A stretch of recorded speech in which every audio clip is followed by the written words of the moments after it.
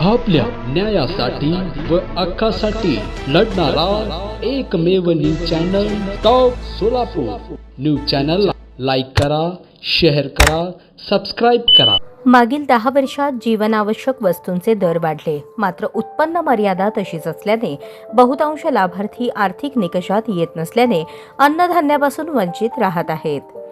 अशांसाठी उत्पन्नाची मर्यादा वाढवून त्यांना लाभ दिला जाणार आहे। राज्य सरकारने प्राधान्य कुटुंब योजनेच्या आर्थिक उत्पन्न मर्यादेत बदल करून सुधारित निकषांची शिफारस करण्याची सूचना जिल्हा पुरवठा अधिकाऱ्यांना केली।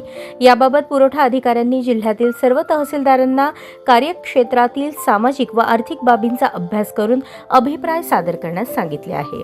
राष्ट्रीय अन्न सुरक्षा कायद्याअंतर्गत प्राधान्य कुटुंब योजनेचे पात्र लाभार्थ्यांसाठी निकषांमध्ये काय बदल अपेक्षित आहेत यावर शासनाने पुरवठा विभागाकडे अहवाल मागवला आहे। सध्या प्राधान्य शिधापत्रिकांसाठी शहरी भागात 59,000 तर ग्रामीणमध्ये 44,000 रुपयांची उत्पन्नाची मर्यादा आहे, पण कोणत्याच कुटुंबाचे उत्पन्न एवढे कमी नाही।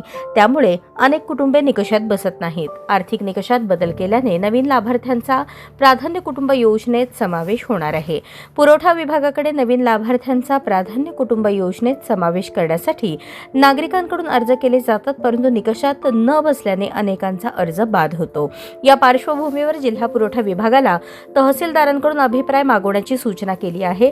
तहसीलदारांचे अभिप्राय जिल्हाधिकाऱ्यांच्या स्वाक्षरीने शासनाला सादर केले जाणार आहेत।